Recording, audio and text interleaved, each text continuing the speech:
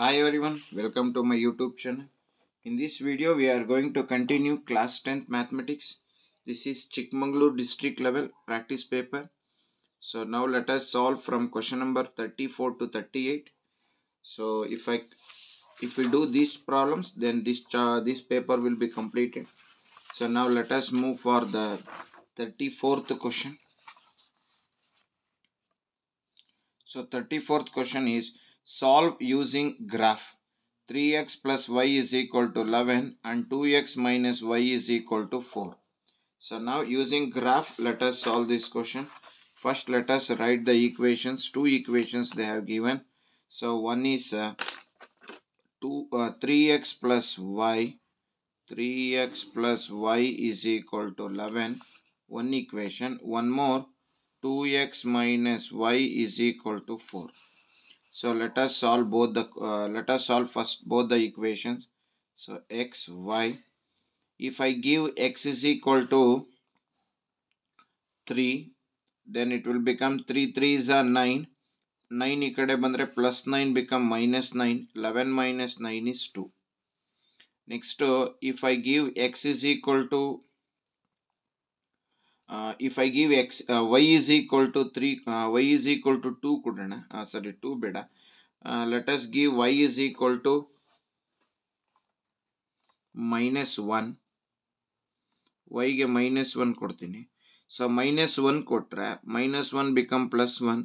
ಅಲ್ಲಿಗೆ 11 plus 1 12 ಆಯಿತು. 3 1s ಆದಲ್ಲಿ 12 4s. ಸೊ ಹಾಗಾದರೆ ಎಕ್ಸ್ ಮತ್ತು ವೈ ಎರಡೆರಡು ವ್ಯಾಲ್ಯೂಸ್ಗಳು ಬಂದವು. ಸೊ ಇದು ಒಂದು ಈಕ್ವೇಷನ್ ಸಾಲ್ವ್ ಆಯಿತು. ಈಗ ಇನ್ನೊಂದು ಈಕ್ವೇಷನ್ ಸಾಲ್ವ್ ಮಾಡೋಣ. So let us move for this equation.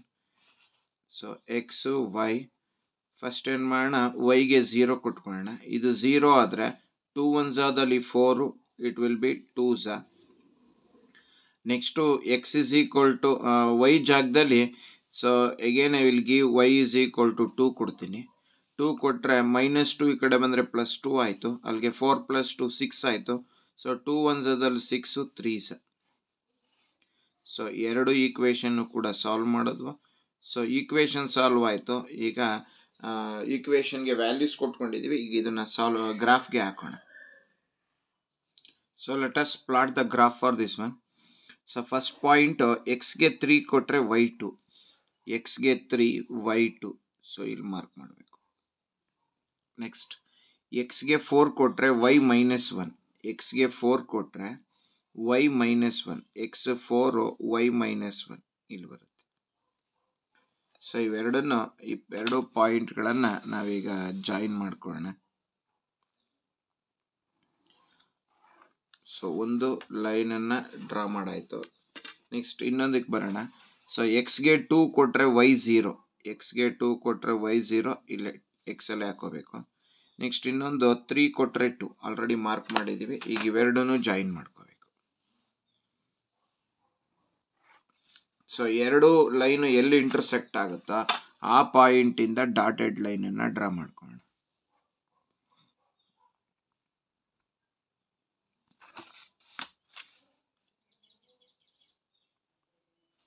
So ಆ ಡಾಟೆಡ್ ಲೈನ್ ಎಕ್ಸಲ್ಲಿ x is equal to plus 3ಗೆ ಜಾಯಿನ್ ಆಗ್ತಾ ಇದೆ, y is equal to plus 2ಗೆ ಜಾಯಿನ್ ಆಗ್ತಾ ಇದೆ.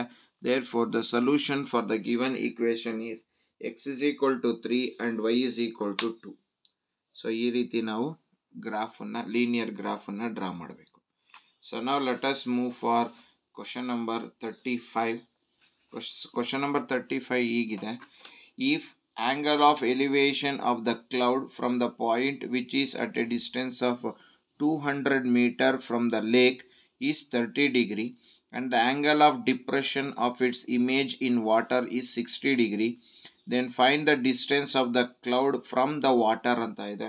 So let us solve this question now. So first ಇದು water surface ಇದು. ಸೊ ಇದು ಒಂದು ಲೇಕು.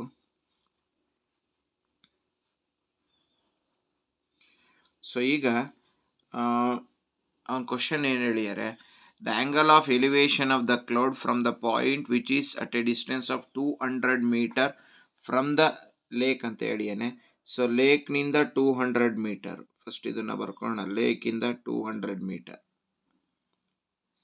ಸೊ ಇದಕ್ಕೆ ಹೆಸರು ಕೊಟ್ಕೊಳ್ಳೋಣ ABCD ಅಂತ ಹೆಸರು ಕೊಡೋಣ. ಸೊ ಈ ABCDನಲ್ಲಿ ಇದು 200 meter. 200 meter. This is 200 meter.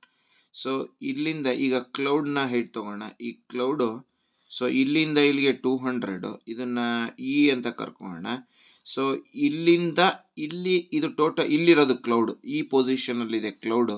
So ಇಲ್ಲಿಂದ ಇಲ್ಲಿಗೆ 200 ಮೀಟರ್ ಅಂತ ತಗೊಂಡಿದ್ದೀನಿ. ಹಾಗಾದ್ರೆ ಈ ಹೈಟನ್ನ B ಇದೆಯಲ್ಲ ಇದನ್ನ H ಮೀಟರ್ ಅಂತ ತಗೊತೀನಿ.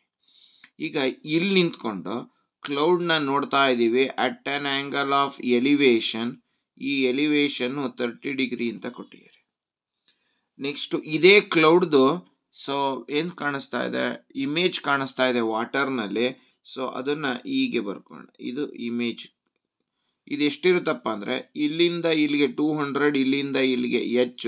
ಹಾಗಾದರೆ C ಇಂದ F ಇದೆಯಲ್ಲ, ಈ CF H+200 ಇರುತ್ತೆ.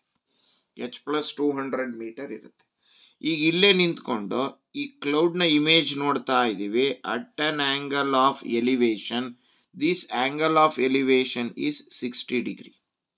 ಈಗ ನಾವು ಫೈಂಡ್ ಔಟ್ ಮಾಡಬೇಕು. So what is the distance of the cloud from the water. ವಾಟರ್ನಿಂದ ಕ್ಲೌಡ್ಗೆ ಎಷ್ಟು ಡಿಸ್ಟೆನ್ಸ್ ಅಂದರೆ H+200ನ ಫೈಂಡ್ ಔಟ್ ಮಾಡಬೇಕು.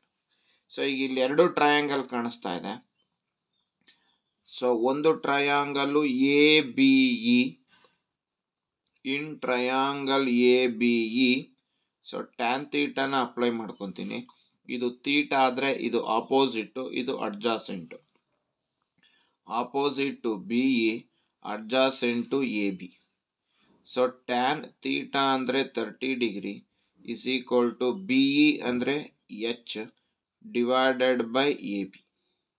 ಸೊ ಟ್ಯಾನ್ 30 ಡಿಗ್ರಿ ಅಂದರೆ 1/√3 is equal to H divided by AB. ಹಾಗಾದರೆ AB is equal to cross multiply ಮಾಡೋಣ. AB 1s AB is equal to H√3. So ಇದನ್ನು ಯು ಕಾಲ್ ಇಟ್ ಆಸ್ 1. ಇನ್ನೂ ಒಂದು triangle ಇದೆ. ಆ triangle ಯಾವುದಪ್ಪ ಅಂದರೆ ABF. In triangle ABF so ಇದು ಥೀಟಾ ಅಂತ ತಗೊಂಡ್ರೆ B ಇಂದ F ಇದೆಯಲ್ಲ, this will become opposite ಮತ್ತು AB become adjacent. Again use tan theta. Tan theta is equal to opposite is BF and adjacent is AB. So tan what is theta 60 degree is equal to BF ಅಂತ ಬಂದರೆ ನೋಡಿ, ಇಲ್ಲಿಂದ ಇಲ್ಲಿಗೆ 200 ಇದೆ plus ಇಲ್ಲಿಂದ ಇಲ್ಲಿಗೆ H+200 ಇದೆ. ಹಾಗಾದರೆ H+200 plus 200 divided by AB. Tan 60 degree ಅಂದರೆ √3 is equal to H+400 divided by AB. ಹಾಗಾದರೆ AB is equal to H+400 divided by √3. You call it as 2. ನೋಡಿ 1 and 2 ಅಬ್ಸರ್ವ್ ಮಾಡಿ. 1 ಅಂದರೂ ABನೇ, 2 ಅಂದರೂ ABನೇ. So 1 is equal to 2. ಹಾಗಾದರೆ 1 ಏನಿದೆ H√3 is equal to 2 ಏನಿದೆ H+400 divided by √3. So H√3 into √3 is equal to H+400. So √3 into √3 become 3H plus H ಈ ಕಡೆ ತಮ್ಮನಿ ಮೈನಸ್ H ಆಯಿತು is equal to 400. ಅಲ್ಲಿಗೆ 2H is equal to 400. So ನಮಗೆ ಬೇಕಾಗಿರೋದು H is equal to 2 1s 2 2s 0 0. So H is equal to 200 metre. ಈಗ ನಮಗೆ ಬೇಕಾಗಿರೋದು height of the cloud. Height of the ಕ್ಲೌಡನ್ನು ನಾವು ಫ್ರಮ್ ದ ವಾಟರ್ H+200 ಅಂತ ತಗೋಣ. H ಅಂದರೆ 200 ಪ್ಲಸ್ 200. ಅಲ್ಲಿಗೆ total height of the cloud from the water is equal to 400 meter. So like this we have to find out the height of the cloud from the water level, from the surface of the water. Now let us move for question number 36. So question number 36 ನಲ್ಲಿ internal choice question ಇದೆ, ಎರಡು question ಇದೆ. In an AP, fifth term is 11. The sum of the first 20 terms of an same AP is 440. Then find the 15th term of the same AP. So let us answer. ಅದರೊಳಗೆ ಇನ್ನೊಂದು internal choice ಇದೆ. The sum of 4 consecutive numbers in an AP is 32 and the ratio of the product of the first and the last term to the product of two middle term is 7:15. Find the numbers. So let us answer both the questions. So first condition, in an AP fifth term is 11. So this is 36th question. Fifth term is 11. Fifth term can be written as A plus 4D is equal to 11. Or even you can write it as A is equal to 11 plus 4D become minus 4D. Then, and the sum of the first 20 terms is of the same AP. So S20 given, S20 is equal to 440. So Sn formula is ಮಾಡ್ಕೊಳ್ಳೋಣ. Sn is equal to n by 2 into 2a plus n minus 1 into d. Yes, n ಅಂದರೆ 20 is equal to 20 by 2 into 2a. a ಜಾಗದಲ್ಲಿ ಇದನ್ನು substitution ಮಾಡ್ಕೊಳ್ಳೋಣ. 11 minus 4d plus 20 minus 1 into d. So S20 ಅಂದರೆ it is equal to 440. 2 1s are 2 10s into 2 11s are 22.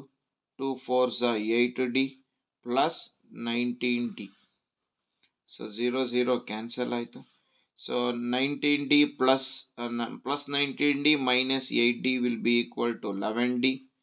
11d plus 22 is equal to 44. 11d is equal to 44 minus 22. 11d is equal to 22. So d is equal to 11 ones are 11 twos. So we got the value of d as 2. Substitute the value of d here. A is equal to 11 minus 4d. A is equal to 11 minus 4 into d is 2. A is equal to 11 minus 4 2s are 8. A is equal to 11 minus 8 is 3. ಯಾಕಂದರೆ A value ಬಂತು, A is equal to 3. So ಇದಾದ್ಮೇಲೆ ಏನು find out ಮಾಡಬೇಕು? 15th ಟರ್ಮ್ನ find out ಮಾಡಬೇಕು. So let us find out the 15th term. A15 is equal to question mark. A15 can be written as A plus 14d. So A15 is equal to A andre 3 plus 14 into d andre 2. So A15 is equal to 3 plus 14 2s are 28. Therefore A15 is equal to, so 28 plus 3 will become 31. So A15 is equal to 31. So ಇದರೊಳಗೆ ಇನ್ನೊಂದು internal choice question ಇದೆ. Let us solve that question also. So let us take the 4 terms in an AP. A minus 3d, comma A minus d, comma A plus d, comma A plus 3d. If you add these 4 numbers, it will be equal to 32. A minus 3d plus A minus d plus A plus d plus A plus 3d is equal to 32. So plus 3d minus 3d plus d minus d cancel ಆಯಿತು. 4a is equal to 32. A is equal to 8. We got the value of A as 8. Then product of first and fourth, that is A minus 3d into A plus 3d divided by product of two middle terms, that is A minus d into A plus d. Its ratio is 7:15, that is 7 by 15. So it is in the form of A square minus A plus b into A minus b, which is equal to A square minus b square is 3 square is 9d square divided by A square minus d square is equal to 7 divided by 15. So A square anta bandaga it will be equal to 8 square minus 9d square divided by 8 square minus d square is equal to 7 divided by 15. So 8 square is 64 minus 9d square divided by 64 minus d square is equal to 7 divided by 15. So cross multiply ಮಾಡ್ಕೊಳ್ಳೋಣ. So cross multiply ಮಾಡ್ಕೊಂಡ್ರೆ 15 into 64 minus 9d square is equal to 7 into 64 minus d square. So 15 4s are 60 ಗೆ 0 6 carry. 15 6 are 90 plus 6 96 minus 15 9s are 135 d square is equal to 7 4s are 28. 7 6 are 42 44 minus 7 into d square minus 7 d square. So minus 35 135 d square minus 7 d square become plus 7 d square is equal to 448 plus 960 become minus 960. If we subtract these two, you will get minus 128 d square. If we subtract these two, you will get minus 512.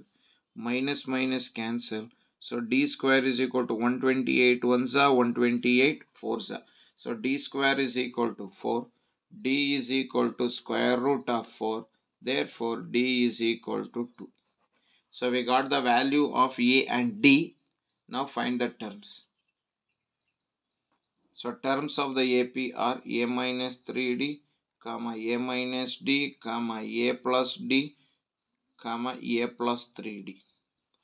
So a is 8 minus 3 into d is 2, comma 8 minus 2, comma 8 plus 2, comma 8 plus 3 into 2.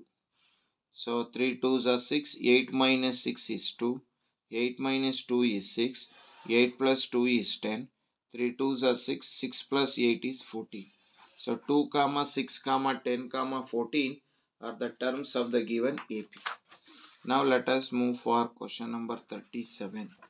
So in question number 37 they have given a solid metallic sphere of diameter 16 centimeter is melted and recast into a smaller solid cones, each of radius 4 centimeter and height 8 centimeter. Find the number of cones so formed.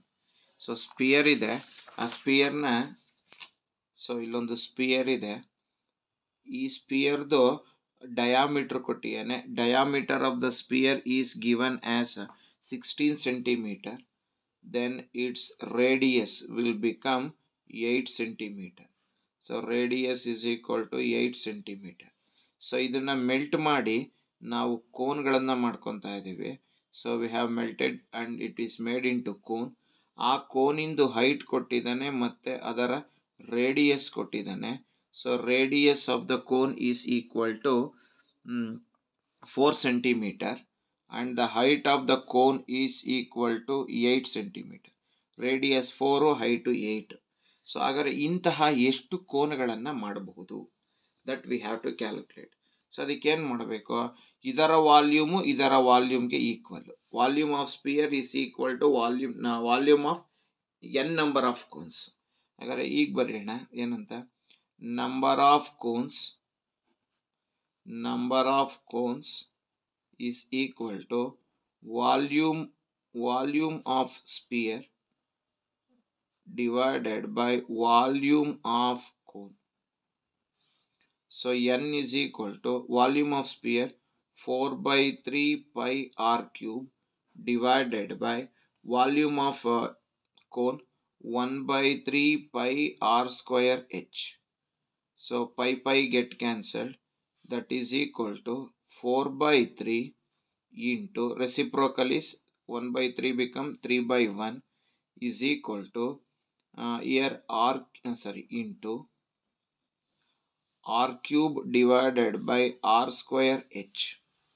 So n is equal to, so 3 will get cancelled, 4 into r cube, r is 8 into 8 into 8 divided by r square. R square is, r is 4 into 4 into height is 8. So 8 cancel ಆಯಿತು. 4 1s are 4 2s are 4 1s are 4 2s are. So n is equal to 4 2s are 8, 8 2s are 16. Therefore how many cones can be made? So 16 cones can be made. ಒಟ್ಟು 16 ಕೋನ್ಗಳನ್ನು ಮಾಡಬಹುದು.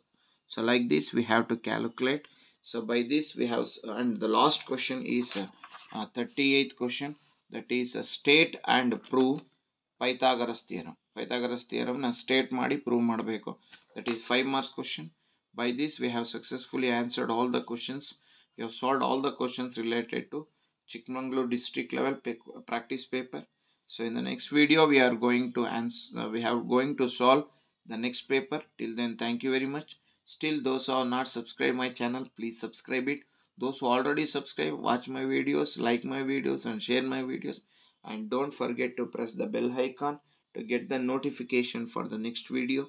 So thanks for everyone for your great support. Once again, thank you very much.